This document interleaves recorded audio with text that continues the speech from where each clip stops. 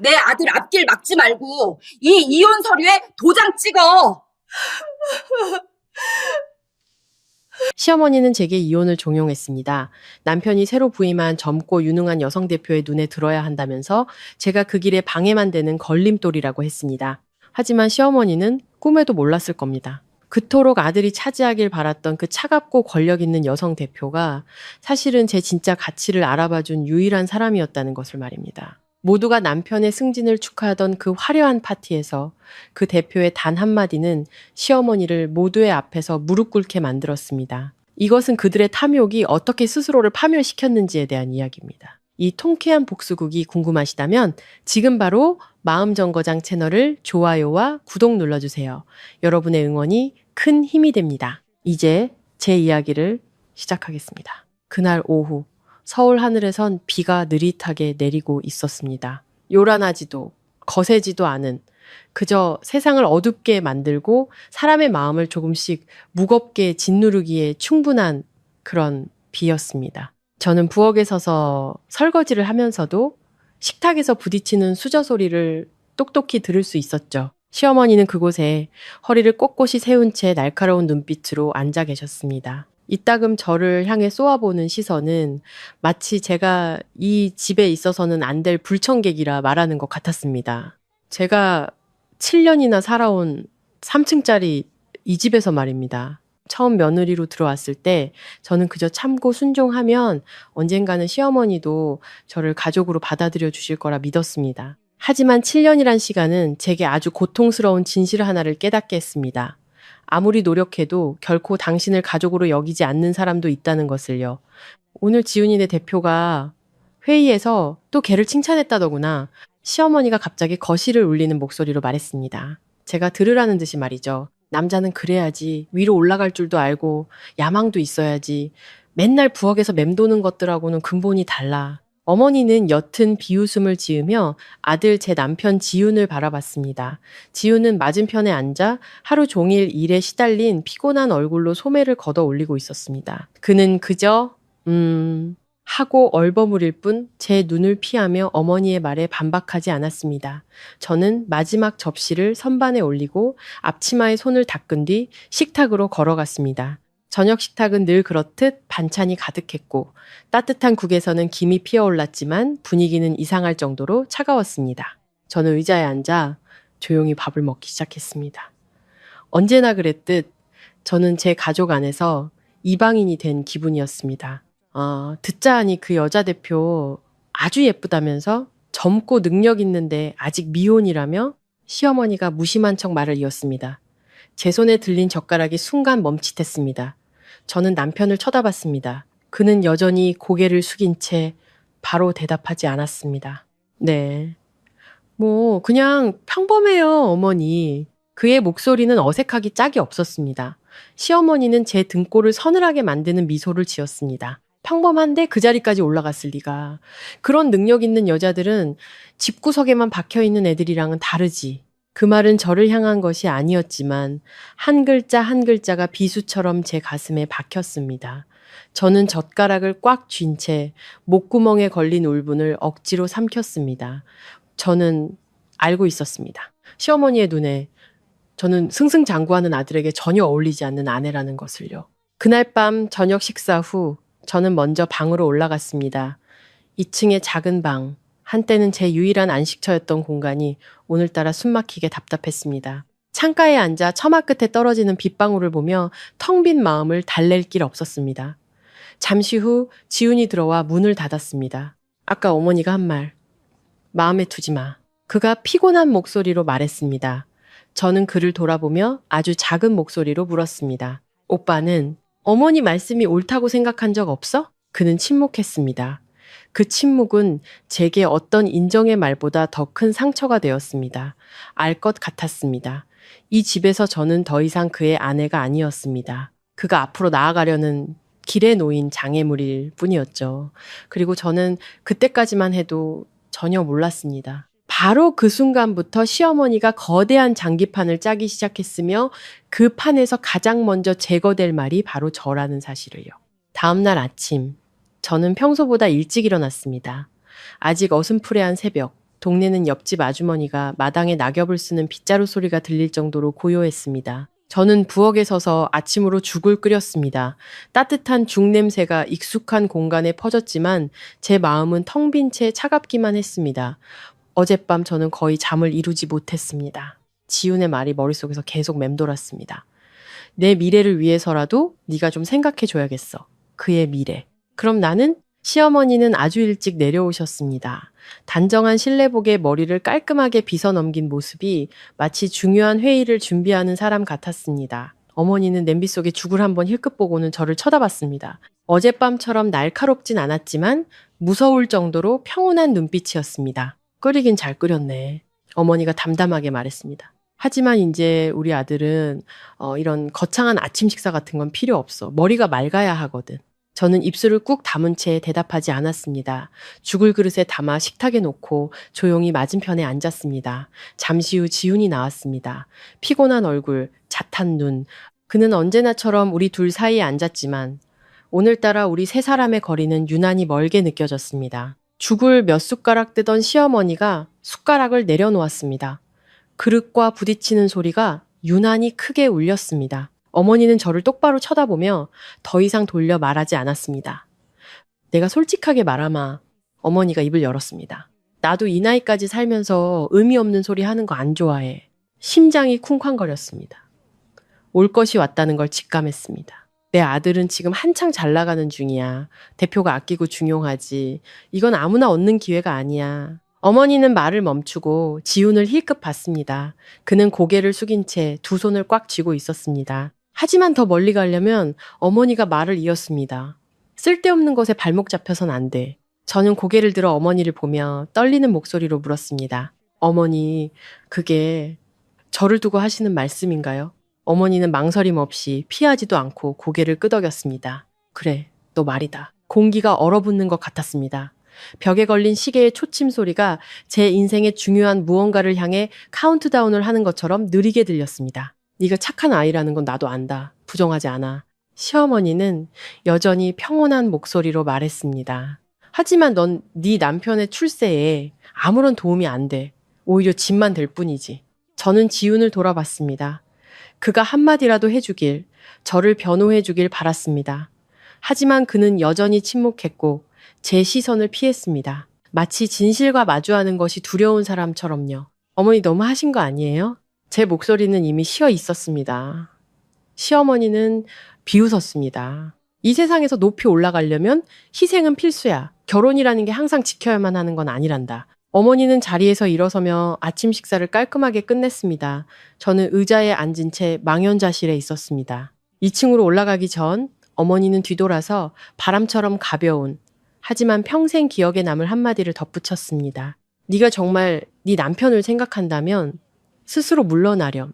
내가 더 험한 말 하게 만들지 말고.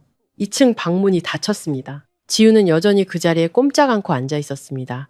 저는 제가 사랑했고 수많은 어려움을 함께 이겨냈던 그 남자를 바라봤습니다. 이제 우리 사이에는 무거운 침묵만이 흐를 뿐이었습니다. 저는 문득 고통스러운 사실 하나를 깨달았습니다.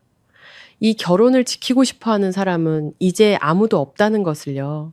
그리고 제 마음속 깊은 곳에서 이 집에 누구도 예상하지 못했던 하나의 결심이 싹트기 시작했습니다. 그날 점심 햇살이 유난히 따가웠습니다. 거실 창문으로 쏟아지는 빛은 우리가 수년간 마주 앉아 밥을 먹고 웃고 떠들던 바로 그 나무 식탁을 똑바로 비추고 있었습니다. 그런데 오늘 그 식탁 위에는 차갑도록 반듯한 흰 종이 한 장이 놓여 있었습니다. 시어머니가 저를 불렀을 때 저는 아래층으로 내려갔습니다. 목소리는 크지도 거칠지도 않았지만 모든 준비가 끝났음을 알리는 목소리였습니다. 앉아라. 어머니는 맞은편 의자를 가리켰습니다. 저는 자리에 앉아 두 손을 무릎 위에 올렸습니다. 손바닥이 차갑게 식어 있었습니다. 제 앞에는 이혼 서류가 놓여 있었습니다. 위쪽에는 제 이름과 지훈의 이름이 이미 인쇄되어 있었습니다. 모든 것이 아주 오래전부터 치밀하게 계획된 것처럼요. 지훈이랑은 이미 얘기 끝냈다. 시어머니가 말했습니다. 걔도 다 이해했어. 이제 내 결정을 듣고 싶구나. 저는 지훈을 쳐다봤습니다. 그는 벽에 기댄 채 팔짱을 끼고 피곤한 눈으로 저를 피하고 있었습니다. 더 이상 비바람 속에서 제 손을 잡아주던, 평생 저를 지켜주겠다 약속했던 그 남자가 아니었습니다. 오빠도 그렇게 생각해? 제 목소리는 너무 작아서 제 자신에게도 낯설게 들렸습니다. 그는 바로 대답하지 않았습니다. 한참 뒤에야 한숨을 쉬며 말했습니다. 난 그냥 모든 게 조용히 끝났으면 좋겠어. 날 이해해줘. 조용히.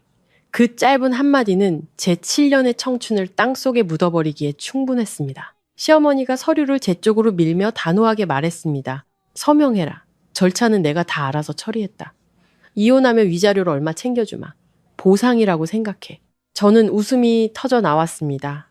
텅 빈 거실에 메마른 웃음소리가 울려 퍼졌습니다. 어머니, 제가 돈 때문에 여기 있었다고 생각하세요? 어머니는 대답하지 않았습니다. 그저 승리자의 눈빛으로 저를 바라볼 뿐이었습니다.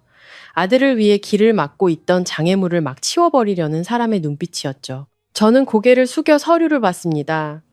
익숙했던 글자들이 낯설게만 보였습니다. 제 이름, 그의 이름, 한때는 하나였던 두 이름이 이제는 법적인 절차일 뿐이었습니다. 문득 오래전 돌아가신 친정 어머니의 목소리가 귓가에 맴돌았습니다. 낮고 단단했던 목소리.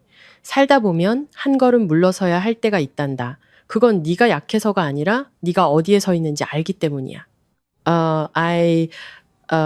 저는 고개를 들어 시어머니를 그리고 제가 온 마음을 다해 사랑했던 남편을 똑바로 쳐다봤습니다. 제가 여기에 서명하면은 저는 천천히 말했습니다. 오늘부로 저와 이 가족의 모든 인연은 끝나는 겁니다. 어머니, 정말 후회하지 않으시겠어요? 시어머니는 미간을 찌푸리더니 차갑게 웃었습니다. 나는 후회 같은 거 하고 사는 사람 아니야. 지우는 더 이상 듣고 싶지 않다는 듯 고개를 돌려버렸습니다. 저는 깊은 숨을 한번 들이쉬었습니다. 펜을 쥔 손은 떨렸지만 마음은 이상할 정도로 차분했습니다. 알 것 같았습니다. 여기에 더 머무는 것은 스스로에게 상처를 더하는 일일 뿐이라는 것을요. 저는 서명했습니다. 망설임 없는 단호한 필체였습니다. 울지도 애원하지도 않았습니다. 펜을 내려놓고 일어서서 시어머니에게 가볍게 고개를 숙이며 말했습니다. 어머니, 이 집에서 제가 단 한 번도 가족이었던 적이 없었다는 걸 알려주셔서 감사합니다. 저는 등을 돌려 계단을 올라가 제 개인적인 물건 몇 가지를 챙겼습니다. 제 발걸음 소리는 하나의 시대가 끝났음을 알리는 신호처럼 규칙적으로 울렸습니다. 아무도 저를 붙잡지 않았고 아무도 제 이름을 부르지 않았습니다. 그리고 바로 그 순간 저는 깨달았습니다. 저는 가족을 잃었지만 모든 것을 잃은 것은 아니라는 것을요. 그날 밤 저는 낡은 캐리어를 끌고 방을 나섰습니다. 나무 계단을 구르는 바퀴 소리가 유난히 크게 들렸습니다. 3층짜리 집은 여전히 불이 환했고 모든 것이 갖춰져 있었습니다. 하지만 제게는 더 이상 온기가 느껴지지 않았습니다. 저는 현관문 앞에서 잠시 멈춰서서 마지막으로 집을 돌아봤습니다. 지난 7년간 저는 이 계단을 수없이 오르내렸습니다. 평생을 함께할 것이라 생각했습니다. 떠나는 순간이 이렇게 고요할 줄은 몰랐습니다. 시어머니는 거실 소파에 앉아 TV를 보고 있었습니다. 저를 쳐다보지도 않았습니다. 제 전남편 지우는 2층 발코니에 서서 계단 쪽을 등지고 있었습니다. 아무도 저를 배웅하지 않았고 어디로 가는지 어떻게 살 것인지 묻는 사람도 없었습니다. 문을 열자 오후의 비 기운을 머금은 축축한 밤 공기가 밀려 들어왔습니다. 어두운 골목길, 몇 개의 가로등 불빛이 젖은 길 위에서 희미하게 빛나고 있었습니다. 저는 캐리어를 끌고 밖으로 나섰습니다. 등 뒤에서 문이 닫히며 철컥하는 메마른 소리가 났습니다. 그 소리는 제 결혼 생활에 찍힌 마침표와도 같았습니다. 저는 콜택시를 불렀습니다. 차를 기다리는 동안 옆집 대문 앞 계단에 앉아 뜸하게 지나가는 차들을 바라봤습니다. 생각보다 마음이 공허하지 않았습니다. 오히려 이상할 정도로 평온했습니다. 아마도 마음속 깊은 곳에서는 아주 오래전부터 이날을 준비하고 있었기 때문일 겁니다. 차가 도착했고 저는 차에 올라탔습니다. 앱에 표시된 목적지는 제가 결혼하기 전 살았던 변두리의 작은 원룸이었습니다. 기사님이 짐을 들어줄지 물었지만 저는 고개를 저으며 옅게 웃었습니다. 며칠 만에 처음으로 웃을 힘이 남아있다는 걸 느꼈습니다. 원룸은 예전 그대로였습니다. 좁고 낡았지만 깨끗했습니다. 캐리어를 내려놓고 바닥에 주저앉아 벽에 등을 기댔습니다. 천장의 형광등이 몇 번 깜빡이더니 이내 환하게 켜졌습니다. 저는 신발을 벗고 아픈 발을 주물렀습니다. 마침내 눈물이 터져 나왔습니다. 후회해서가 아니었습니다. 너무 오랫동안 애써왔기 때문이었습니다. 휴대폰을 꺼내자 지훈에게서 온 부재 중 전화가 몇 통 와 있었지만 다시 걸지 않았습니다. 이제 와서 어떤 말이든 무의미하다는 걸 알았습니다. 저는 주소록을 열었습니다. 아주 오랫동안 차마 누르지 못했던 이름 위에서 손가락이 멈췄습니다. 유진 언니. 그녀는 언젠가 제게 이런 말을 해준 적이 있었습니다. 서연아, 다른 사람이 네 가치를 결정하게 두지 마. 저는 깊은 숨을 한번 들이쉬고 통화 버튼을 눌렀습니다. 여보세요? 수화기 너머로 익숙한 중저음의 목소리가 들려왔습니다. 저는 입술을 깨물며 천천히 말했습니다. 언니, 저 언니 좀 만나야겠어요. 몇 초간의 침묵 후 유진 언니의 단호한 목소리가 들려왔습니다. 어디야? 언니가 갈게. 저는 제 작은 원룸과 벽에 기대어 놓인 캐리어를 바라봤습니다. 그리고 문득 깨달았습니다. 하나의 문이 닫히는 순간 또 다른 문이 열리기 시작한다는 것을요. 저는 그날 밤의 그 통화가 제 인생의 가장 큰 전환점이 될 것이며 시어머니가 결코 상상하지 못했던 결과를 가져올 것이라는 사실을 전혀 알지 못했습니다. 유진 언니는 생각보다 훨씬 빨리 도착했습니다. 작은 원룸의 노크 소리가 울렸을 때 저는 여전히 바닥에 주저앉아 무릎을 끌어안고 있었습니다. 눈가는 붉게 부어 있었죠. 자리에서 일어나 문을 열자 언니를 본 순간 꾹꾹 눌러왔던 모든 감정이 한꺼번에 터져 나왔습니다. 유진 언니는 여전했습니다. 꼿꼿한 자세, 뒤로 단정하게 묶은 머리, 화려한 화장은 없었지만 산전수전을 다 겪은 여자의 날카로운 지성이 엿보이는 얼굴. 언니는 제 머리부터 발끝까지 훑어보더니 벽에 놓인 캐리어에서 시선을 멈추고는 나지막이 한숨을 쉬었습니다. 결국 나왔구나. 저는 대답 없이 고개만 숙였습니다. 언니는 안으로 들어와 플라스틱 의자를 끌어다 제 맞은편에 앉았습니다. 좁은 방 안에서 우리 두 여자는 한동안 아무 말 없이 앉아 있었습니다. 밖에서는 드문드문 차 소리가 들려왔습니다. 마치 다른 세상의 소리처럼 아득하게 느껴졌습니다. 쫓겨난 거지. 유진 언니가 낮은 목소리로 물었습니다. 저는 고개를 끄덕였습니다. 눈물이 다시 흘렀지만 이번에는 전처럼 서럽지 않았습니다. 아마도 제 앞에 앉은 사람이 제가 겪어온 모든 것을 이해해줄 유일한 사람이라는 걸 알았기 때문일 겁니다. 내가 말했었지. 유진 언니가 천천히 입을 열었습니다. 너는 결혼을 도구로 생각하는 그런 집안의 며느리로 살기에는 어울리지 않는다고. 저는 슬프게 웃었습니다. 저는. 제가 노력하면 그들도 변할 거라고 생각했어요. 언니는 고개를 저었습니다. 모든 사람이 변하는 건 아니야. 자기가 원하는 것만 보는 사람들은 절대 변하지 않아. 언니는 자리에서 일어나 방 안을 둘러봤습니다. 작은 구석구석을 살피더니 다시 저를 보며 전보다 더 진지한 눈빛으로 말했습니다. 내가 왜 너한테 그 결혼을 말리지 않았는지 알아? 저는 고개를 들었습니다. 왜요? 언니는 제 눈을 똑바로 보며 또박또박 말했습니다. 그 남자는 네가 어떤 사람인지 알 자격이 없는 사람이니까. 심장이 작게 울렸습니다. 저는 아직 꿈 많던 대학생 시절을 떠올렸습니다. 그때 유진 언니는 큰 프로젝트에서 저를 지도해주던 사람이었습니다. 제 능력을 처음으로 알아봐주고 저를 더 큰 무대로 이끌어주려 했던 사람이었죠. 하지만 저는 결혼을 택했고 뒤로 물러나는 것을 택했습니다. 평온할 것이라 믿었던 삶을 위해서요. 결혼 때문에 모든 걸 포기했지. 제가 나지막이 말했습니다. 유진 언니는 고개를 끄덕였습니다. 그리고 넌 그 대가를 치른 거야. 하지만 아직 늦지 않았어. 언니는 가방에서 명함 한 장을 꺼내 제 앞 테이블에 놓았습니다. 저는 명함을 내려다봤습니다. 거기에 선명하게 인쇄된 글씨를 읽는 순간 심장이 거세게 뛰기 시작했습니다. 대표이사. 대성그룹 제 남편 지훈이 다니고 있는 바로 그 회사였습니다. 언니가. 제가 말을 잇지 못했습니다. 유진 언니가 옅게 미소 지었습니다. 그래. 내 시어머니가 아들에게 짝지어주려고 애쓰는 그 사람이 바로 나야. 공기가 멈춘 듯 했습니다. 머릿속의 모든 조각들이 무섭도록 선명하게 맞춰졌습니다. 시어머니의 암시 섞인 말들, 지훈의 애매한 태도, 계산된 침묵까지. 하지만 걱정 마. 유진 언니가 말을 이었습니다. 목소리가 차가워졌습니다. 난 유부남한테 관심 갖는 취미도 없고 남의 결혼을 발판 삼는 짓은 더더욱 안 해. 저는 고개를 숙였습니다. 마음속에서 아주 기묘한 감정이 피어올랐습니다. 통쾌함도 원망도 아니었습니다. 고통스러울 정도로 명료해진 정신이었습니다. 곧 지훈 씨 이사 승진 파티가 열릴 거야.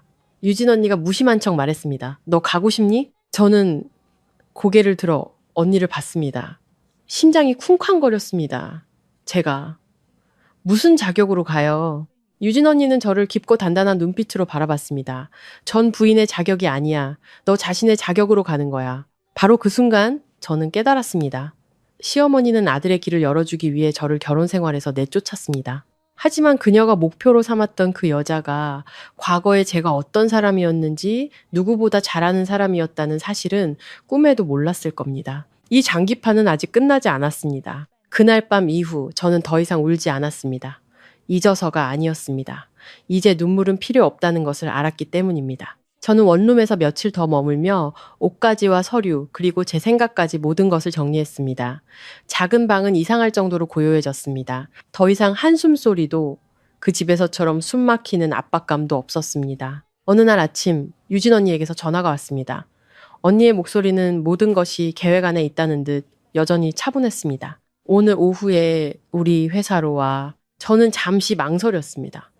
어떤 옷을 입고 가야 해요? 언니는 전화기 너머로 작게 웃었습니다. 그냥 너답게 와. 다른 사람이 되려고 애쓰지 마. 저는 퇴근 시간에 맞춰 언니의 회사에 도착했습니다.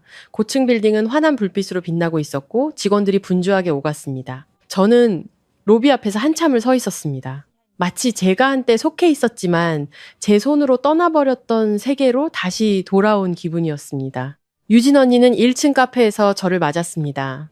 회의실에서의 권위 있는 모습이 아닌 아주 평범한 모습이었지만 눈빛만은 여전히 날카로웠습니다. 후회해? 언니가 단도직입적으로 물었습니다. 저는 고개를 저었습니다. 아니요, 떠나지 않았다면 제가 무엇을 잃어버렸는지 평생 몰랐을 거예요. 언니는 고개를 끄덕였습니다. 좋아, 이제부터 되찾으면 되니까. 언니는 제게 얇은 서류철 하나를 건넸습니다. 펼쳐보자. 익숙한 기획안과 메모들이 눈에 들어왔습니다. 결혼 전 제가 아주 자신 있었던 분야였습니다. 심장이 빠르게 뛰었습니다. 지훈 씨, 이사 승진 파티. 유진 언니가 느릿하게 말했습니다. 그곳은 네가 나타나야 할 자리야. 복수를 위해서가 아니라 하나의 환상을 끝내기 위해서. 환상이요? 제가 물었습니다. 언니는 저를 진지한 눈빛으로 바라봤습니다. 한 여자를 짓밟고도 아무 상처 입히지 않은 것처럼 더 높은 곳으로 올라갈 수 있다는 환상. 저는 서류철을 꽉 쥐었습니다. 아주 오랜만에 제가 가치 있는 존재라는 익숙한 감각이 되살아났습니다. 그 후 며칠 동안 저는 그 어느 때보다 바쁘게 지냈습니다. 유진 언니와 함께 기획안을 검토하고 데이터를 업데이트하고 작은 디테일 하나하나를 수정했습니다. 이 일을 하나씩 마칠 때마다 저는 예전의 제 모습으로 조금씩 돌아가는 것을 느꼈습니다.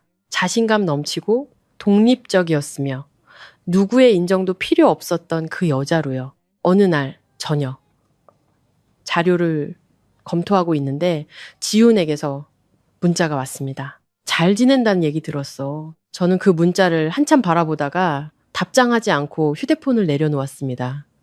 이제 그는 제 인생에서 가장 중요한 사람이 아니었습니다. 파티 초대장을 받은 날, 저는 그 카드를 손에 들고 이상할 정도로 평온한 마음을 느꼈습니다. 지훈의 이름이 굵은 글씨로 인쇄되어 있었고 그 아래에는 이사 취임 기념 연회라는 정중한 문구가 적혀 있었습니다. 저는 희미하게 미소 지었습니다.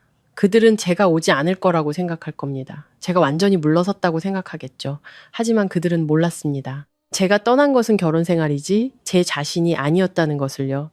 그리고 그 파티에서 모두가 한 가지 사실을 깨닫게 될 겁니다. 어떤 여자들은 궁지에 몰릴수록 그 어느 때보다 더 꼿꼿이 일어선다라는 것을요.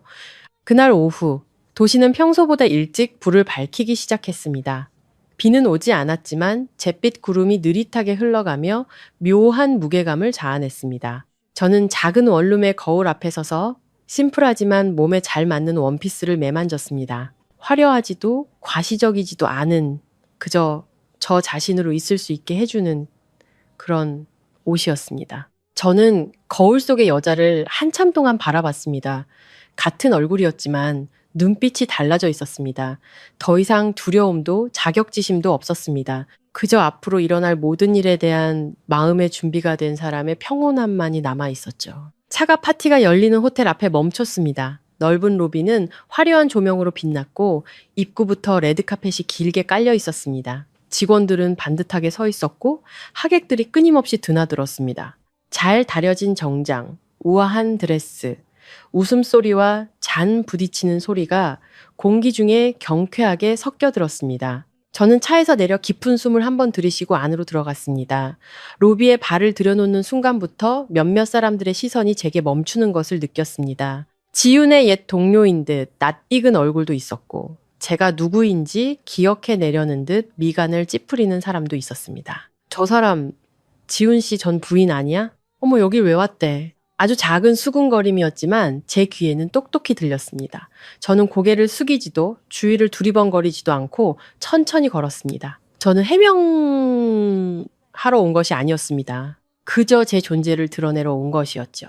홀 한쪽 구석에서 시어머니가 보였습니다.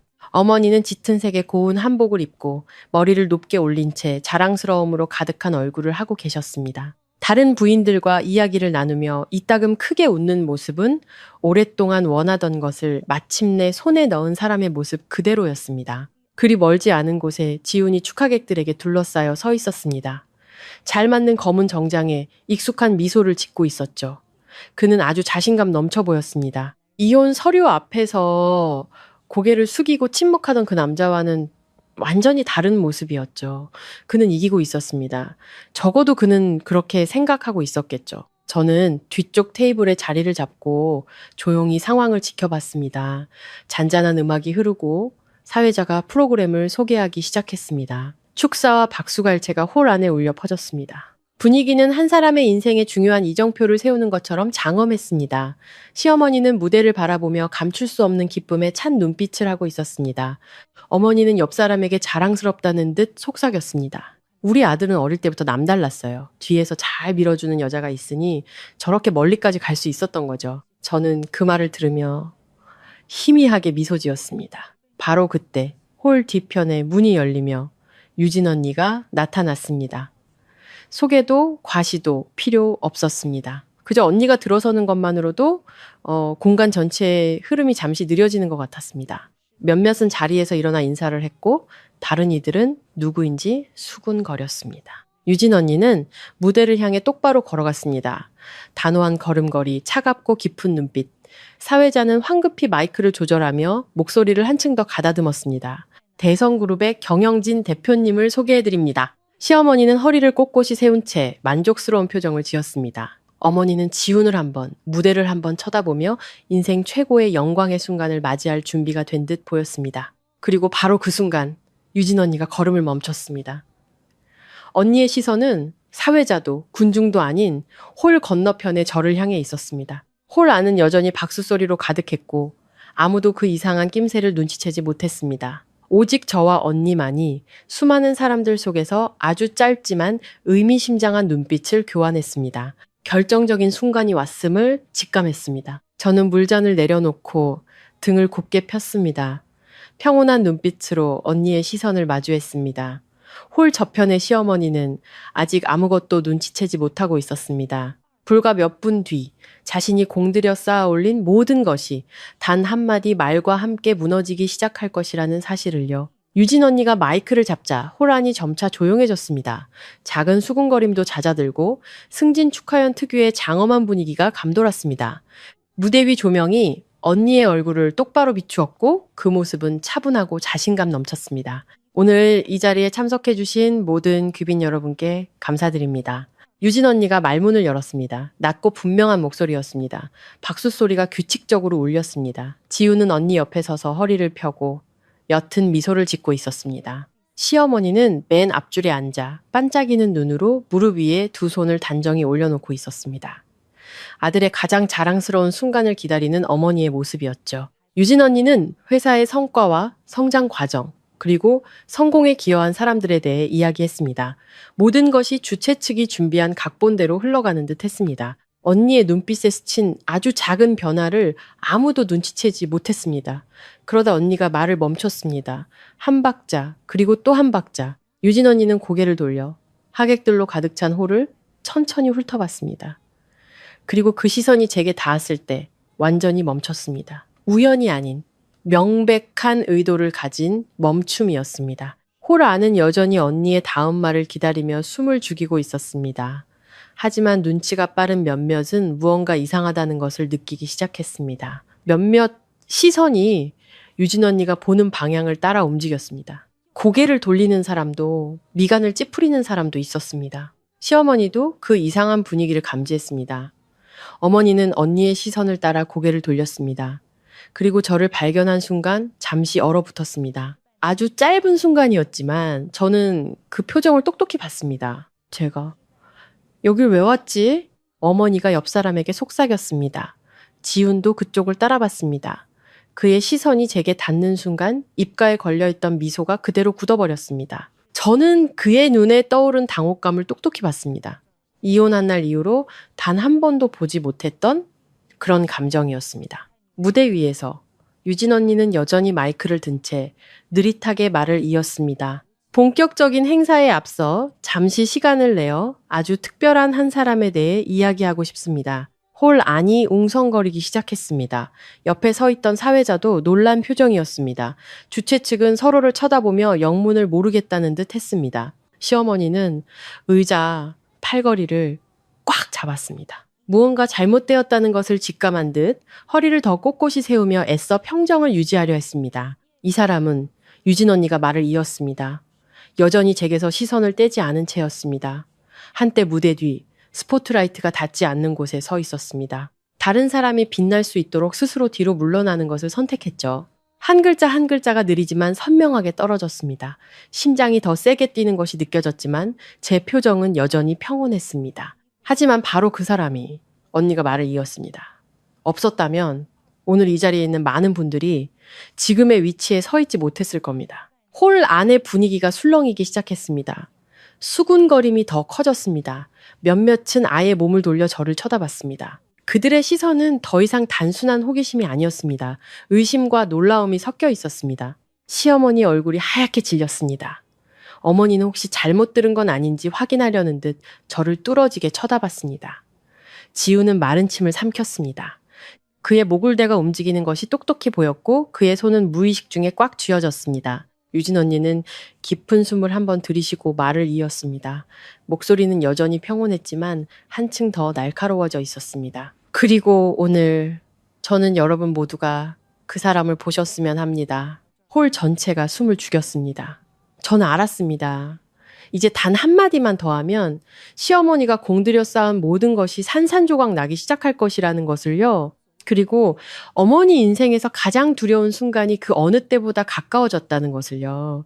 홀 안은 쥐 죽은 듯 고요했습니다. 잔 부딪히는 소리도 속삭임도 없이 오직 천장의 에어컨 소리와 제 가슴 속에서 세차게 뛰는 심장 소리만이 선명하게 들렸습니다. 유진 언니는 마이크를 든 채 여전히 저를 향해 시선을 고정하고 있었습니다. 그리고는 홀 전체를 향해 몸을 돌려 느리지만 단호한 목소리로 말했습니다. 제가 방금 말씀드린 사람이 바로 저분입니다.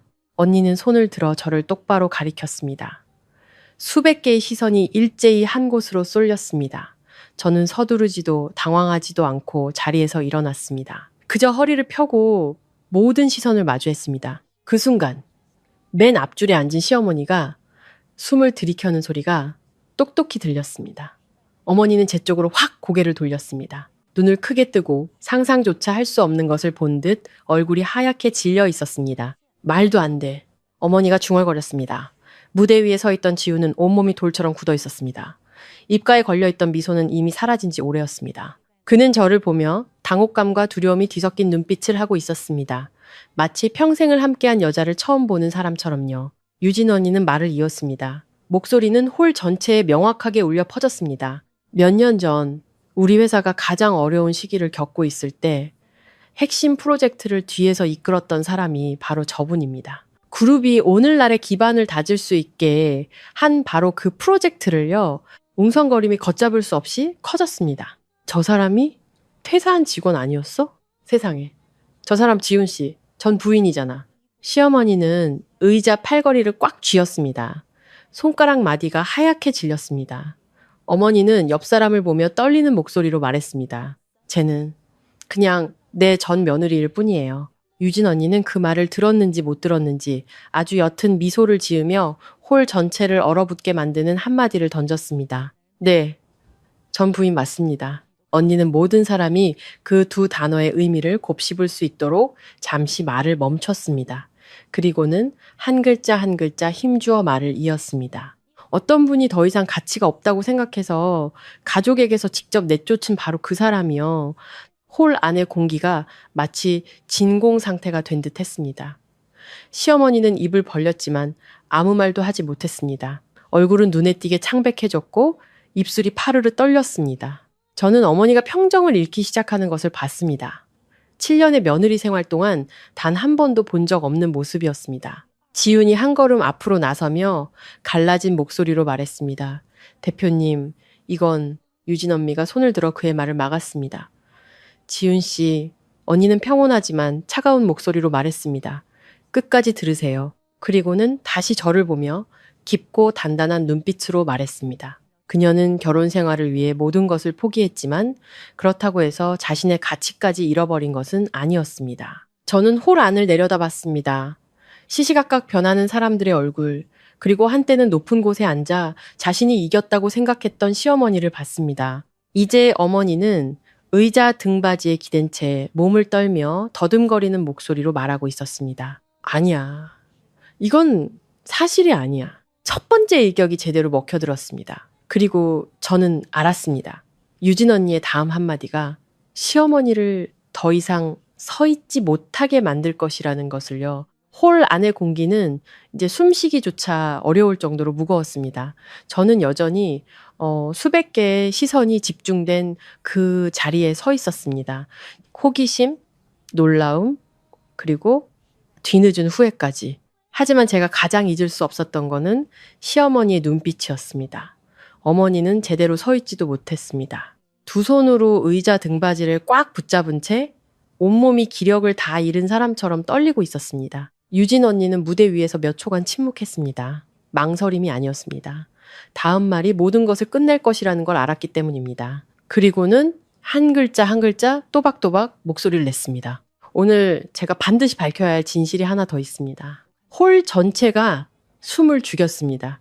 지훈 씨 가족이 그렇게 가치 없고 승진의 걸림돌일 뿐이라고 여겼던 그 사람, 언니는 잠시 말을 멈추고 시어머니를 똑바로 쳐다봤습니다. 이 바로 저희 그룹 이사회에서 차기 핵심 프로젝트의 장기 전략 파트너이자 개인 주주로 확정한 분입니다. 쿵 하는 아주 작은 소리가 들렸습니다. 시어머니의 무릎이 꺾였습니다. 어머니는 비틀거리며 한 걸음 앞으로 내디디려다 더 이상 버티지 못했습니다. 옆 사람이 황급히 부축하려 했지만 이미 늦었습니다. 어머니는 바닥에 주저앉았습니다. 잿빛이 된 얼굴로 알아들을 수 없는 말을 중얼거렸습니다. 말도 안 돼. 말도 안 돼. 지우는 무대 위에서 완전히 얼어붙은 채 저를 완전히 낯선 사람 보듯 쳐다봤습니다. 그의 입술은 떨렸지만 아무 말도 나오지 않았습니다. 유진 언니는 계속해서 말했습니다. 높지도 낮지도 않은 목소리였지만 한 글자 한 글자가 쓰기처럼 박혔습니다. 그리고 바로 그 이유 때문에 저는 한 가지를 분명히 해야겠습니다. 언니는 지훈을 똑바로 쳐다봤습니다. 오늘 이사 임명 결정은 재검토에 들어갈 것입니다.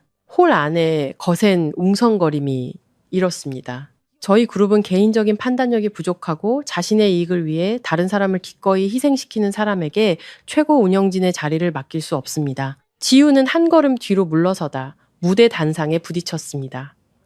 대표님, 저는 그가 더듬거렸습니다. 유진 언니는 얼음장처럼 차가운 눈빛으로 손을 들어 그의 말을 막았습니다. 변명은 필요 없습니다. 모든 거는 지훈 씨가 직접 선택한 결과니까요. 저는 의자에 부축되어 앉혀진 시어머니를 봤습니다. 어머니는 숨을 헐떡이며 한때 자신만만하게 다른 사람의 인생을 좌지우지하려 했던 사람의 오만함은 온데간데 없이 공황에 빠진 눈빛을 하고 있었습니다. 저는 한 걸음 앞으로 나아가 평온하지만 분명한 목소리로 말했습니다. 어머니, 언젠가 제가 짐이라고 하셨죠. 저는 잠시 멈추고 어머니의 눈을 똑바로 쳐다봤습니다. 오늘 보셨네요. 어머니가 내버린 그 짐이 사실은 모든 것을 지탱하고 있던 기둥이었다는 걸요. 시어머니는 울음을 터뜨렸습니다. 저를 가엾게 여겨서가 아니었습니다. 모든 것을 잃었기 때문이었습니다. 홀 안은 침묵에 잠겼습니다. 박수도 축하도 없었습니다. 오직 방금 적나라하게 드러난 진실만이 남아 있었습니다. 무시당했던 여자가 꼿꼿이 일어서는 순간 그녀를 짓밟았던 자들은 스스로 무너진다는 진실이었습니다. 그리고 저는 알았습니다. 이것은 끝이 아니라 그들이 자신들의 선택에 대해 치러야 할 대가의 시작일 뿐이라는 것을요. 홀 안은 더 이상 처음의 장엄한 분위기를 유지하지 못했습니다. 반듯했던 의자들은 흐트러지고 사람들은 웅성거리며 의료진을 찾았습니다. 시어머니는 의자에 겨우 부축되어 앉아 있었습니다. 창백한 얼굴, 이마에 송골송골 맺힌 식은땀. 눈은 뜨고 있었지만 시선은 텅 비어 있었습니다. 마치 눈앞에 모든 것이 감당할 수 있는 범위를 넘어선 것 같았습니다. 어머니 괜찮으세요? 지훈이 무대에서 뛰어내려와 어머니 앞에 무릎을 꿇었습니다. 하지만 어머니는 아들을 보지도 원망하지도 가엾어하지도 않았습니다. 그저 악몽에서 막 깨어난 사람처럼 힘없는 목소리로 중얼거릴 뿐이었습니다. 어째서 쟤란 말이냐. 지훈은 고개를 돌려 저를 봤습니다. 그 눈빛에는 더 이상 오만함도 이혼 서류에 서명하던 날의 경멸도 없었습니다. 오직 공황과 무력감만이 남아 있었습니다. 저는 처음으로 그가 다시는 되찾을 수 없는 무언가를 잃어버렸다는 사실을 막 깨달은 어린아이처럼 보였습니다. 무대 위에서 유진 언니는 여전히 서 있었습니다. 서두르지도 나를 세우지도 않았습니다. 언니는 호란이 진정되기를 기다렸다가 다시 말을 이었습니다. 목소리는 평온했지만 이미 결정된 사안의 무게가 실려 있었습니다. 오늘 행사가 이런 식으로 진행된 점에 대해 매우 유감스럽게 생각합니다. 언니가 말했습니다. 하지만 영원히 숨길 수 없는 진실도 있는 법입니다. 언니는 주최 측을 한번 보고 홀 안을 내려다봤습니다. 이사 임명 결정은 잠정적으로 취소될 것입니다. 경영진은 추천 과정 전체를 재검토할 것입니다. 지훈의 머릿속에서 큰 소리가 울리는 듯 했습니다. 그는 어깨를 축 늘어뜨린 채 멍하니 서 있었습니다. 손은 힘없이 옆으로 늘어져 떨리고 있었습니다. 대표님, 그가 거의 애원하는 듯한 목소리로 말했습니다. 제가 책임지겠습니다. 제게 기회를 한 번만 주십시오. 유진 언니는 그를 오랫동안 바라봤습니다. 분노도 경멸도 아닌 모든 것을 꿰뚫어 본 사람의 거리감 있는 시선이었습니다. 지훈 씨, 언니가 천천히 말했습니다. 당신의 가장 큰 기회는 이미 바로 곁에 있었습니다. 언니는 저를 향해 가볍게 시선을 돌렸습니다. 하지만 당신이 스스로 그 기회를 버렸죠. 더 이상 할 말은 없습니다. 조금 전까지 그에게 박수를 치며 축하해주던 사람들은 이제 아무도 다가와 위로하지 않았습니다. 친근하게 웃어주던 동료들은 이제 멀찍이 서서 경계하는 눈빛으로 바라볼 뿐이었습니다. 이 세계에서 권력이 사라지면 고독은 아주 빨리 찾아오는 법입니다. 시어머니는 의료용 들것에 실려 밖으로 나갔습니다. 떠나기 전 어머니는 갑자기 고개를 돌려 저를 봤습니다. 그 눈빛에는 더 이상 증오도 오만함도 없었습니다. 오직 뒤늦은 혼란만이 남아 있었습니다. 내가 그날 너를 내쫓지만 않았더라면. 저는 어머니를 보며 아주 작은 목소리로 말했습니다. 그날 어머니께서 저를 가족으로 생각해 주셨다면 오늘과는 달랐을 겁니다. 어머니는 눈을 감았습니다. 구급차가 떠나고 홀 안에는 무거운 시선들만이 남았습니다. 승진 파티는 침묵 속에서 끝났습니다. 박수도 축하도 없이 오직 수군거리는 뒷말과 모두가 알지만 누구도 감히 크게 말하지 못하는 진실만이 남았습니다. 지우는 한참을 그 자리에 서 있다가 천천히 제게 다가왔습니다. 내가 잘못했어. 그가 쉰 목소리로 말했습니다. 나랑 얘기 좀 할 수 있을까? 저는 그를 바라봤습니다. 마음속에 더 이상 분노도 연민도 없었습니다. 우리가 할 얘기는 당신이 어머니 앞에서 침묵했던 그날 이미 다 끝났어요. 저는 등을 돌렸습니다. 제 등 뒤에는 직위를 잃은 남자, 가정을 잃은 남자, 그리고 신뢰마저 잃어버린 남자가 서 있었습니다. 그리고 저는 그 어느 때보다 가벼운 마음으로 그 홀을 빠져나왔습니다. 그 파티가 있은 지 사흘이 지나서야 저는 제 주변 세계의 변화를 제대로 느낄 수 있었습니다. 시끄러운 소리가 아닌 고요함으로 말입니다. 휴대폰이 쉴 새 없이 울렸습니다. 모르는 번호. 그리고 제가 지훈의 아내였을 때 알던 사람들에게서 온 문자 메시지였습니다. 안부를 묻는 말도 호기심 어린 질문도 심지어 사과도 있었습니다. 저는 모두 읽고 답장하지 않은 채 휴대폰을 내려놓았습니다. 타인의 이름 위에 세워졌던 관계들은 굳이 지킬 필요가 없었습니다. 회사의 내부 소식은 아주 빠르게 퍼져나갔습니다. 지우는 임명 추천 과정 조사를 위해 직위 해제되었습니다. 그가 맡았던 프로젝트들은 다른 사람에게 넘어갔습니다. 한때 미래의 이사로 칭송받던 그는 이제 사람들이 조심스럽게 언급하는 이름이 될 뿐이었습니다. 시어머니는 입원했습니다. 지인 말로는 심한 저혈압과 함께 정신적 충격을 받았다고 했습니다. 늘 높은 곳에 서서 명령하고 판단하는데 익숙했던 분이 갑자기 하얀 병원 천장을 바라보며 누워 의사의 지시를 따라야 하는 처지가 된 것입니다. 지우는 매일 병원에 갔지만 어머니는 그와 별로 말을 섞지 않았다고 합니다. 아마 마음속 깊은 곳에서는 자신의 선택이 아들을 이 지경으로 몰고 갔다는 것을 깨달았기 때문일 겁니다. 그리고 저는 완전히 다른 나날을 시작했습니다. 아침이면 유진 언니와 함께 회사로 출근했습니다. 손님도 지인도 아닌 공식적인 업무 파트너로서 말입니다. 넓고 빛이 잘 드는 회의실. 사람들은 저를 호기심이나 동정의 눈빛이 아닌 존중의 눈빛으로 바라봤습니다. 안녕하세요. 제가 들어서자 젊은 직원이 가볍게 고개를 숙였습니다. 저는 미소로 답했습니다. 아주 오랜만에 제가 가진 배경이 아닌 능력으로 인정받는 기분이었습니다.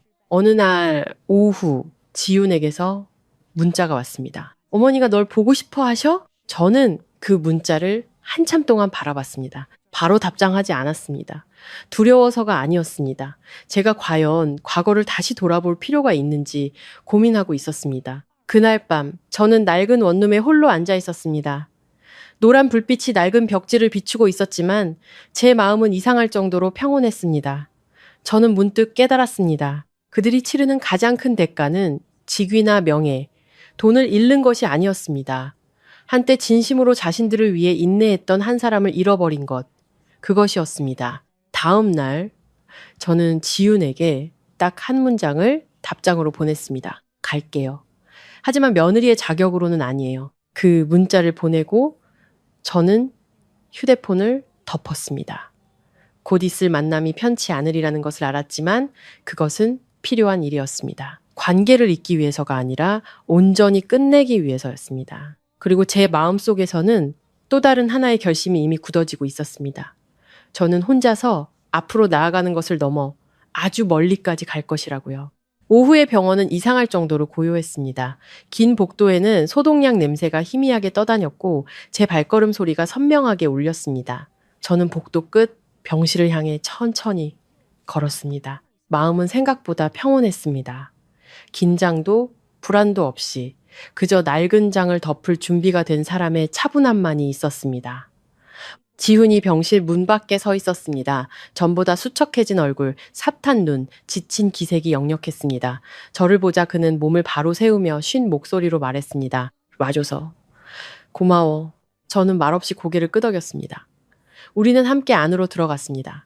시어머니는 병상에 누워 있었습니다. 한때 그 위풍당당했던 모습에 비해 몸이 무척 작아져 있었습니다. 머리카락은 희끗희끗해졌고 얼굴에는 피로의 주름이 깊게 패여 있었습니다. 저를 보자 어머니는 눈을 크게 뜨더니 천천히 몸을 일으켰습니다.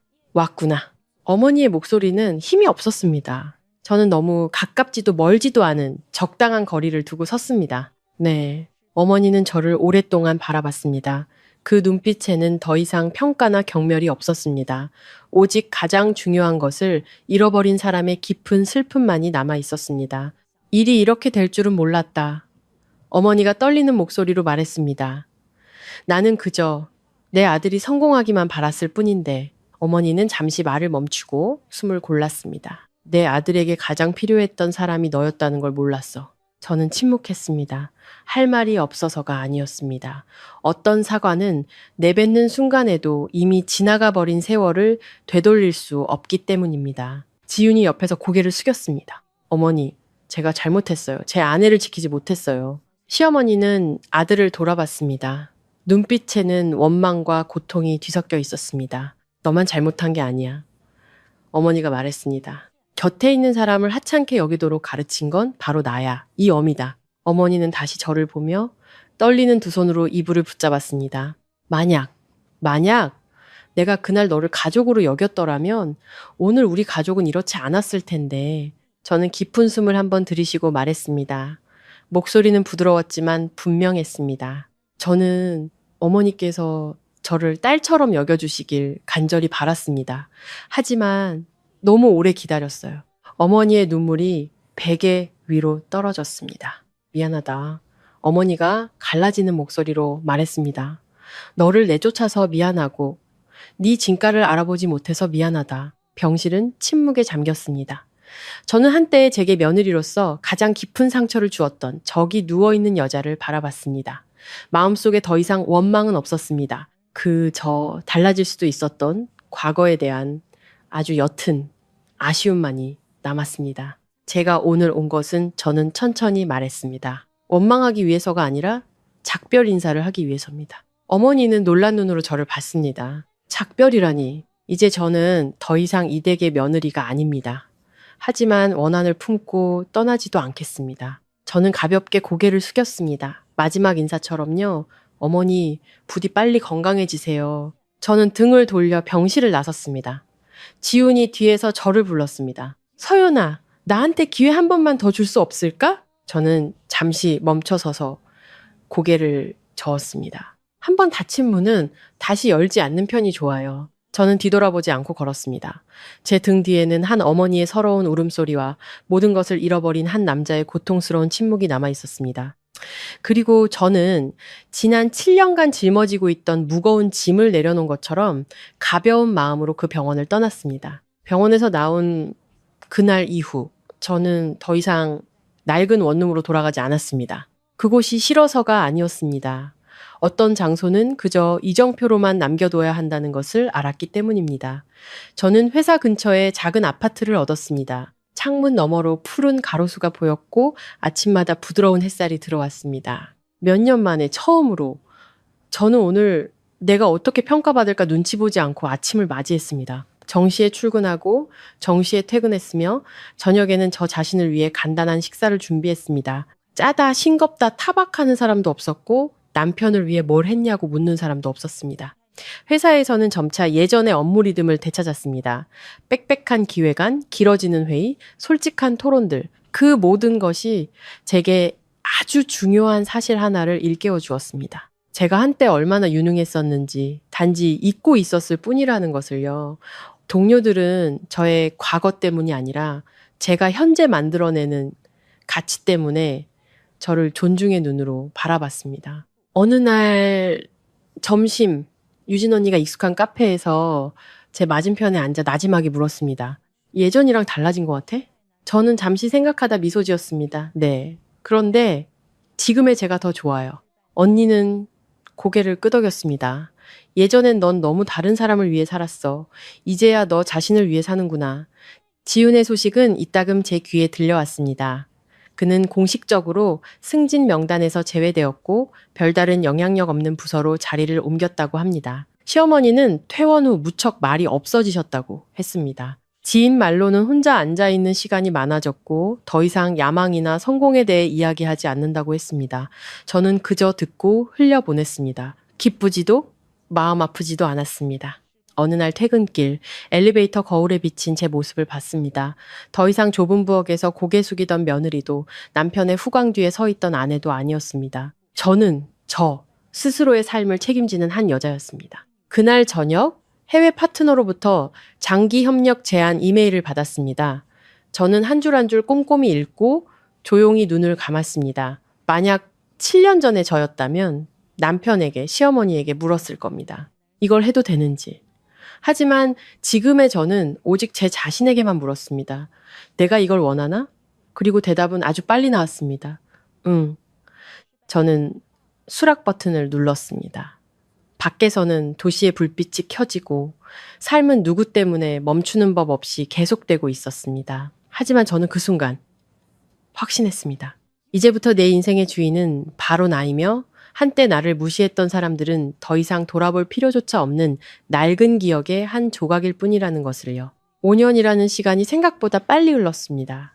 도시는 매일 변했고 저는 그보다 더 조용히 변해갔습니다. 얼마나 많은 계약서에 서명했는지, 얼마나 많은 출장을 다녀왔는지 정확히 기억나지는 않습니다. 그저 매일 아침 눈을 뜰 때마다 내가 무엇을 위해 살고 있는지 알고 있었다는 것만 기억할 뿐입니다. 안정된 직장, 단정한 삶, 오고 가는 관계들은 모두 명확했습니다.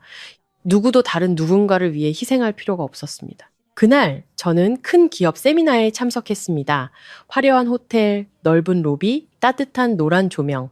저는 초청 연사 자격으로 입장했습니다. 가슴에는 제 이름이 적힌 명찰이 단정하게 달려 있었습니다. 사회자가 제 이름을 부르자 과하지 않지만 존중이 담긴 박수 소리가 울려 퍼졌습니다. 쉬는 시간에 저는 복도에서 물을 마시려다 그들을 봤습니다.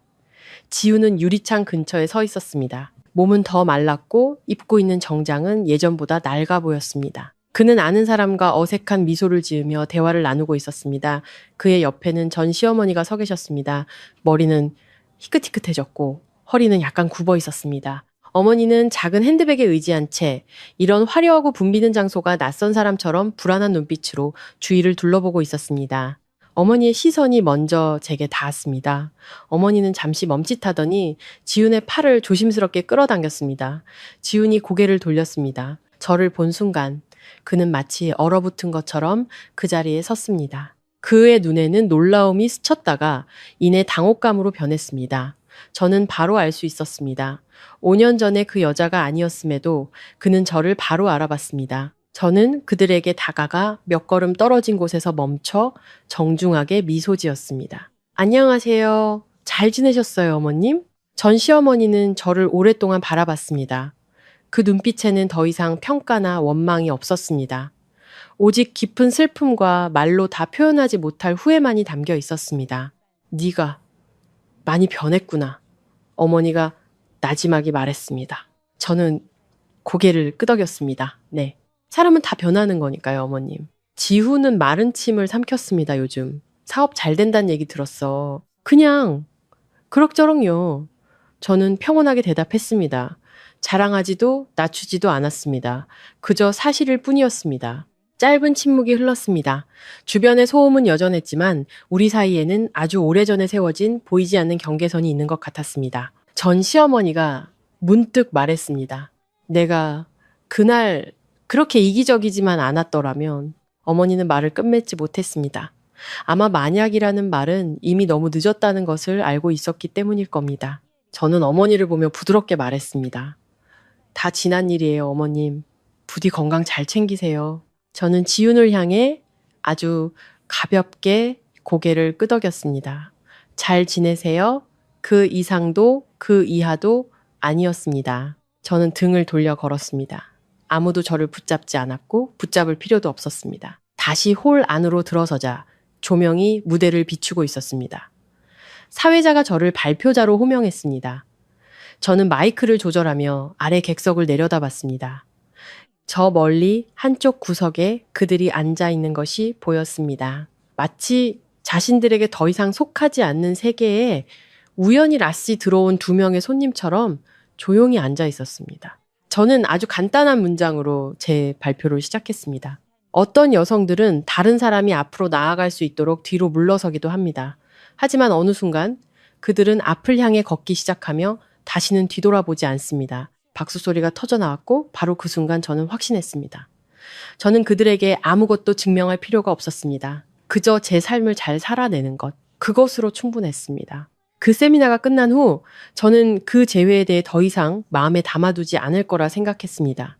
하지만 사실 며칠 밤 동안 저는 계속 그들의 눈빛을 떠올렸습니다. 원망 때문이 아니었습니다. 너무 오랫동안 낡은 기억 속에 살아온 사람의 습관 같은 것이었습니다. 저는 침대에 누워 천장을 바라보며 고요한 아파트에 울리는 시계 소리를 들었습니다. 그리고 난생 처음으로 내가 충분히 잘했을까? 라고 자문할 필요가 없다는 것을 느꼈습니다. 저는 깨달았습니다. 며느리로 아내로 살았던 그 모든 세월 동안 저는 항상 무언가를 증명해야 한다는 강박 속에 살았다는 것을요.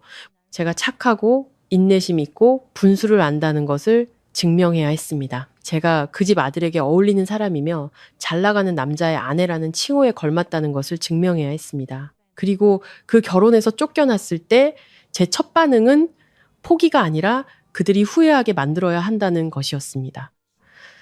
하지만 더 멀리 걸어올수록 저는 깨달았습니다.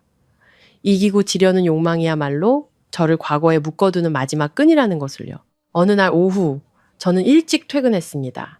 창밖에는 부슬비가 내리고 있었습니다. 요란하지도 거세지도 않은 빗방울이 베란다에 조용히 떨어졌습니다. 저는 따뜻한 차 한 잔을 타서 의자에 등을 기대고 앉아 아래를 지나는 차들을 바라봤습니다. 바로 그 순간 저는 아주 분명한 사실 하나를 깨달았습니다. 저는 평온했고 이 평온을 위해 누구도 대가를 치를 필요가 없다는 것을요. 저는 더 이상 그들의 사과를 원하지 않았습니다. 그들이 어떻게 사는지, 무엇을 잃었는지 듣고 싶지도 않았습니다. 제 앞에서 만약에라는 말을 하는 사람도 필요 없었습니다. 왜냐하면 만약 그들이 저를 그렇게 대하지 않았다면 저는 꼿꼿이 서는 법을 배우지 못했을 테니까요. 만약 무시당하지 않았다면 제 자신의 가치를 깨닫지 못했을 겁니다. 그리고 만약 쫓겨나지 않았다면 아마 저는 평생 제 삶을 살 용기를 내지 못했을 겁니다. 저는 한때 한 여자의 가장 큰 승리는 자신을 무시했던 사람들을 고개 숙이게 만드는 것이라 생각했습니다. 하지만 이제 저는 압니다. 가장 큰 승리는 더 이상 그런 것이 필요 없어지는 순간이라는 것을요. 저는 더 느리게 살기 시작했습니다. 모든 제안을 받아들이지도 모든 기회를 쫓지도 않았습니다. 저는 선택하는 법을 배웠습니다. 제가 가치 있다고 느끼는 일을 선택하고 존중받는 관계를 선택하고 저 자신만을 위한 고요한 시간을 선택했습니다. 어떤 날 저녁에는 일찍 휴대폰을 끄고 책 몇 페이지를 읽고 오래된 음악을 듣다가 다른 누구도 생각할 필요 없이 편안하게 잠이 들었습니다. 아주 오랜만에 저는 더 이상 누군가의 인생 뒤에 서 있는 사람이라는 느낌을 받지 않았습니다. 그들 앞에 서 있지도 않았습니다. 저는 그저 제자리에 서 있었습니다. 그리고 그 사실을 깨달았을 때 저는 확신했습니다. 이제부터 과거가 다시 문을 두드린다 해도 저는 그저 미소 지을 뿐 뒤돌아보지 않을 것이라고요. 모든 것이 가라앉은 후에야 저는 한 가지를 깨달았습니다. 가장 어려운 거는 결혼 생활에서 벗어나는 것이 아니라 어떤 역할에도 기대지 않고 사는 법을 배우는 것이었습니다. 처음 며칠 동안 저는 여전히 무의식적으로 필요 이상으로 일찍 일어났습니다. 마치 누군가 제가 차려줄 아침을 기다리는 것처럼요. 일하다가 문득 지금쯤 그 사람 퇴근할 시간이네 라고 생각하기도 했습니다. 그리고는 더 이상 그런 것을 신경 쓸 필요가 없다는 사실을 깨닫고 혼자 미소 지었습니다. 오래된 습관은 하루아침에 사라지지 않았습니다. 그저 뒤돌아보지 않는 날들이 쌓이면서 조용히 옅어져 갈 뿐이었습니다. 저는 아주 사소한 것들을 위해 시간을 쓰기 시작했습니다. 주말 아침이면 일찍 시장에 가서 신선한 채소와 생선을 골랐습니다. 다른 누군가를 위해서가 아니라 저 자신을 돌보기 위해서였습니다. 어떤 날은 간단한 국을 끓여 혼자 먹었지만 정갈하게 상을 차렸습니다. 혼자 있을 때조차 저는 소중하게 대우받을 자격이 있다는 것을 알았기 때문입니다. 저녁에는 동네를 산책했습니다. 작은 길, 늙은 가로수, 노란 불빛이 길 위에 드리워져 아주 평온한 느낌을 주었습니다. 손을 잡고 지나가는 부부도, 유모차를 끄는 엄마도, 그리고 저처럼 혼자 천천히 걷는 사람도 있었습니다. 더 이상 그들을 보며 마음이 쓰라리지 않았습니다. 오히려 마음이 아주 가벼워졌습니다. 한 번은 유진 언니가 물었습니다. 외롭지 않아? 저는 한참 생각하다 고개를 저었습니다. 아니요. 저는 그냥 혼자 있는 거지 외로운 게 아니에요. 혼자 있는 것은 내가 무엇을 하고 무엇을 원하는지 알며 마음의 빈 공간을 채워줄 누군가가 필요 없는 상태입니다.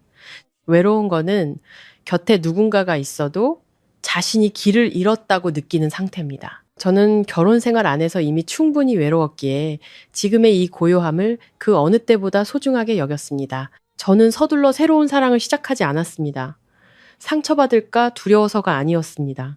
더 이상 결핍된 상태에서 누군가를 사랑하고 싶지 않았기 때문입니다. 만약 앞으로 누군가 제 인생에 들어온다면 그 사람이 제 구원자가 되기 때문이 아니라 동반자가 되기 위해 들어오기를 바랐습니다. 어떤 날 저녁, 저는 창가에 앉아 오래된 음악을 틀고 따뜻한 차를 마시며 도시의 불빛을 바라봤습니다.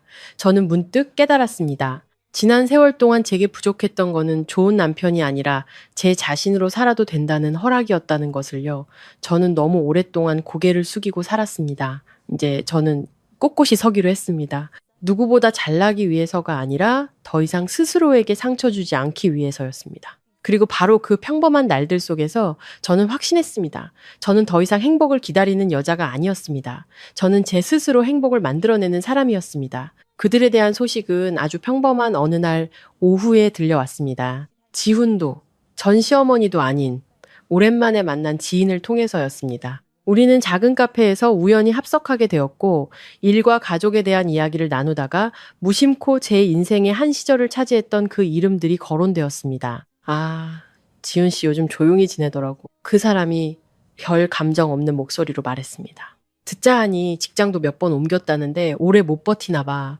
성격도 예전이랑 완전히 달라졌고 저는 아주 먼 이야기처럼 고개를 끄덕였습니다. 그리고 어머님은 그 사람이 말을 흐렸습니다. 몸이 많이 약해지셨어. 이제 자식들 일에 전혀 관여 안 하신대. 그 말은 아주 가볍게 떨어졌습니다. 제 가슴을 찌르지도 마음을 아프게 하지도 않았습니다. 저는 그저 조용히 커피를 저으며 수면 위로 퍼져나가는 작은 파동을 바라봤습니다. 예전에는 그들의 이름만 들어도 가슴이 답답해졌습니다. 저는 온갖 상상을 했습니다. 그들이 후회하고 모든 것을 잃고 제가 얼마나 소중했는지 깨닫는 상상. 하지만 막상 그런 일이 실제로 일어나자 저는 더 이상 그런 것들이 필요 없다라는 것을 깨달았습니다. 제가 고결해서가 아니었습니다. 제가 이미 그 모든 것을 지나왔기 때문이었습니다. 그날 저녁 저는 일찍 집에 돌아왔습니다. 고요한 아파트, 익숙한 벽 위로 부드러운 노란 불빛이 비쳤습니다. 저는 옷을 갈아입고 간단한 저녁을 준비하고 시원한 바람이 들어오도록 창문을 열었습니다. 그 지극히 평범한 순간 저는 문득 제 현재의 삶에는 더 이상 낡은 이야기를 위한 자리가 없다는 것을 깨달았습니다. 저는 그들을 원망하지도 동정하지도 않았습니다. 저는 그저 모든 사람은 자신의 선택에 대한 대가를 치러야 한다는 것을 이해했을 뿐입니다. 빠르든 늦든 만약 그날 시어머니가 인간적인 도리보다 탐욕을 앞세우지 않았다면 아마 후회 속에 살지 않으셨을 겁니다. 만약 그날 지훈이 아내를 지킬 용기가 있었다면 아마 가족과 경력을 모두 잃지는 않았을 겁니다. 하지만 만약이라는 말은 우리에게 기회가 있을 때 소중히 여겨야 한다는 사실을 일깨워주기 위해 존재할 뿐입니다. 저는 책상에 앉아 노트북을 켜고 하던 기획안을 계속 써 내려갔습니다. 숫자와 글자들이 아주 선명하고 현실적으로 눈앞에 나타났습니다. 저는 깨달았습니다. 제가 과거에 발목 잡히지도 복수심에 휩쓸리지도 않은 채 온전한 정신으로 제 삶에 돌아왔다는 것을요. 밖에서는 도시의 불빛이 켜지고 또 다른 하루가 평온하게 저물고 있었습니다. 저는 아주 옅게 미소 지으며 스스로에게 다짐했습니다. 이만하면 됐다고. 아파 봤으니 됐고 나를 너무 낮추는 실수를 해봤으니 됐다고. 그리고 나는 누구를 이길 필요 없이 그저 내 삶을 잘 살아가면 된다고. 어느 날 아침 저는 아주 일찍 눈을 떴습니다. 일 때문도 낡은 습관 때문도 아니었습니다. 그저 푹 잤기 때문이었습니다. 아침 햇살이 커튼을 뚫고 들어와 바닥에 옅은 노란빛을 드리웠습니다. 저는 자리에서 일어나 차 한 잔을 타서 창가에 서서 익숙한 거리를 내려다봤습니다. 사람들은 서둘러 출근하고 차들은 끝없이 이어졌습니다. 삶은 마치 슬픈 이야기는 단 한 번도 없었다는 듯이 흘러가고 있었습니다. 그리고 바로 그 순간 저는 문득 깨달았습니다. 인생은 그 누구의 아픔 때문에도 멈추지 않는다는 것을요. 며느리로 아내로 살았던 그 시절 저는 행복이란 참고 침묵하고 다른 사람보다 나를 낮춰야만 가정이 평온해지는 것이라 생각했습니다. 저는 그저 제가 충분히 착하고 어질고 희생적이면 언젠가는 인정받을 것이라 믿었습니다. 하지만 아니었습니다. 어떤 곳에서는 당신이 참을수록 사람들은 그것을 당연하게 여깁니다.